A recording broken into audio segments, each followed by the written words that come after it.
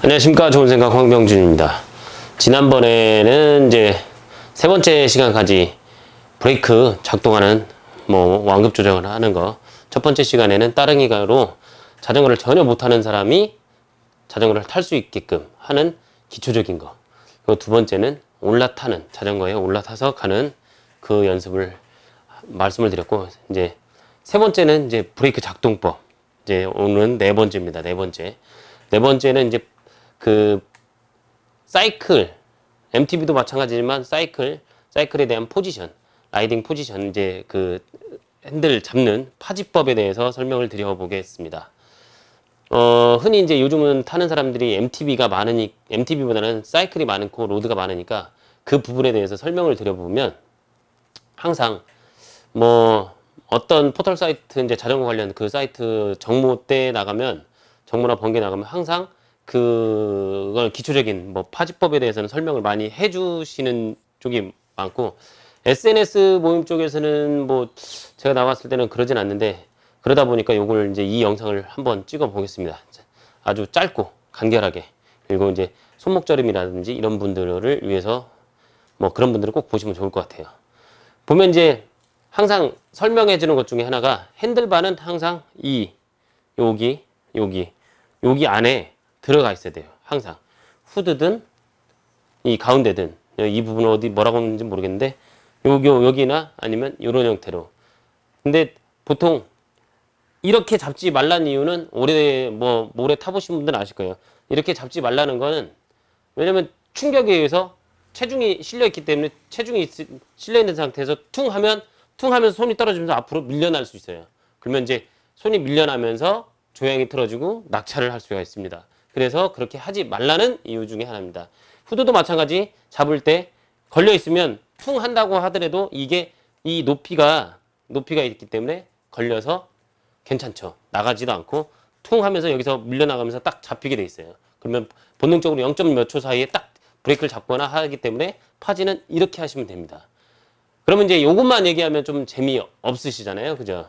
요것만 하면 재미가 없어요. 그래서 지금 이제 거치대에서 자전거를 내려서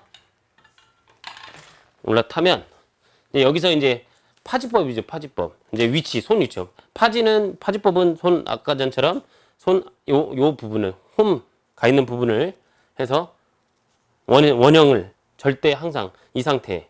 근데 이제 이렇게 가시는 분도 계시죠.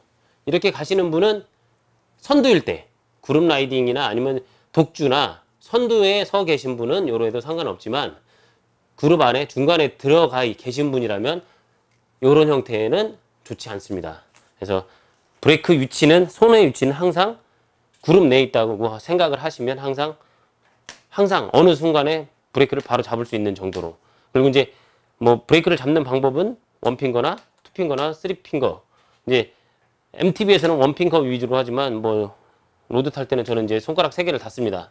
그리고 다운할 때도 항상 드랍을 잡는 사람도 있지만, 개인적으로는 드랍 잡는 거 말고는 후드를 잡기 때문에, 그거는 이제 밑에를 잡아라라고 조향 때문에 그렇다고 생각하는데, 제 개인적인 생각은 후드를 잡든 여기를 잡든 이 손 안에 들어가 있으면 충격에 의해서 벗어나지는 않는다고 봐요. 그리고 이제 그 앞 같은 경우도 여기서 잡는 게 더 세요. 드랍에서 드랍을 잡고 잡는 게 더 세기 때문에 이쪽을 잡으면 되는데, 개인적으로 이 정도의 그 브레이크를 잡는 그런 거는 그렇게 비추하기 때문에 저는 이제 후드를 잡습니다.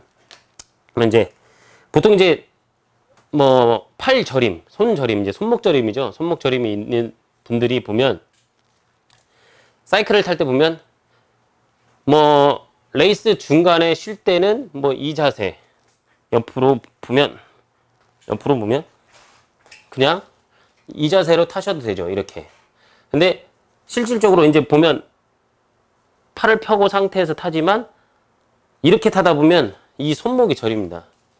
보시면 이 손목이 이런 형태로 되면 여기가 꺾여 있죠. 꺾여 있으면 피가 가다가 혈관이 꺾이기 때문에 피가 원활하게 공급이 되질 않아요. 그렇기 때문에 팔 저림 현상이 발생이 되는 거거든요. 그러면 이제 요때 파지를 해주실 때는 가볍게 옆에 손바닥을 갖다 대시고, 그 다음에 엄지로 후드를 감싸 주시고 보시면 그렇게 되면 팔이 이렇게 일자가 되는 걸 보일 수 있어요. 근데 보통 힘들 때는 이렇게 하죠. 이렇게 하면 팔이 가서 막판에 꺾여 있죠. 꺾여 있는 상황이 되기 때문에 항상 가다가 지속적인 이 자세 말고 간혹가다 이 자세로 쉬시는 건 상관이 없지만 레이스 중간에는 달리는 중간에는 가급적이면 팔을 이런 형태로 일자가 되게 사이드에서 옆에서 가볍게 잡아주시는 게 오히려 편안하게 후드를 잡을 수 있는 방법 중에 하나예요.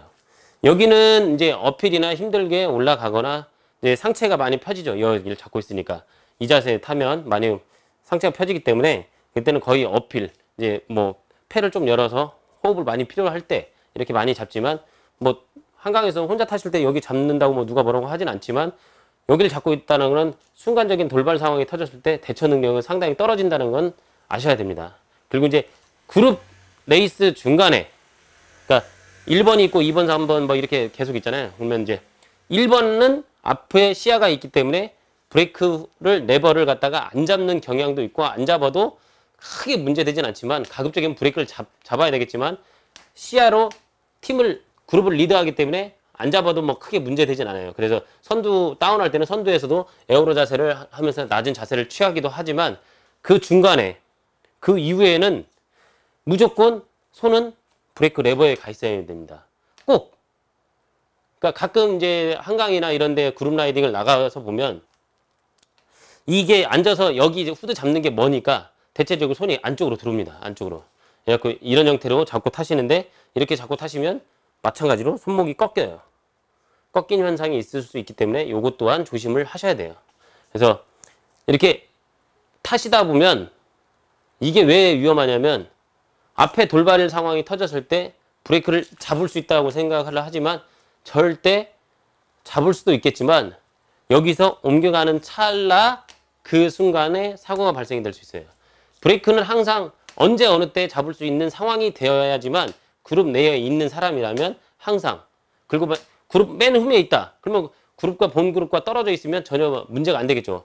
그 돌발 상황을 대처하는 시간이 있으니까. 근데 그룹 내에 그룹 라이딩으로 가다 보면 앞뒤 간격이 그렇게 여유 있게 가지 않기 때문에 그러면 여유 있게 가지 않는다는 건 언제 어느 때 앞에 사람과 충돌이 일어날 수 있다라는 생각을 하셔야 돼요. 그래서 브레이크 레버를 꼭 위치는 손의 위치는 브레이크 레버 위치에 두시고 그러고 나서 이제 뭐 나는 이렇게 해도 상관없는데라고 하는데 본인은 돌발을 상황이 터졌을 때 우연찮게 이렇게 하고 피할 수 있지만 내 뒷사람은 그러지 못할 수가 있다는 거예요. 그렇기 때문에 그런 부분에 대해서는 항상 브레이크 잡는 위치에 손에 가 있어야지만 맞다라고 보면 됩니다. 그거는 이게 보여지지 않는 룰이기 때문에 나는 뭐 이렇게 편하게 탈 거야 이렇게 그런 게 아니라 항상 손은 브레이크 레버 위에 그룹 내에 있다면 항상 요거는 숙지가 아니라 반드시 해야 될 겁니다. 이게 왜냐면 가장 중요한 게 자전거의 안전이기 때문에 나의 실수로 인해서 본인의 실수로 인해서 다른 사람이 다치는 불상사는 없어야 되지 않겠습니까? 그래서 그런 부분이 있으니까 이런 부분은 참고하셔서 후드 잡을 때 항상 이쪽으로 그 다음에 안쪽으로 해서 그리고 브레이크 위치는 항상 손의 위치는 브레이크에 올라가 있어서 언제든 잡을 수 있는 상태 이 상태를 유지하면서 타셔야지만 언제 어느 때 돌발 터지는 거에 대해서 괜찮을 수도 있고 손목 저림도 많이 편할 수도 있습니다.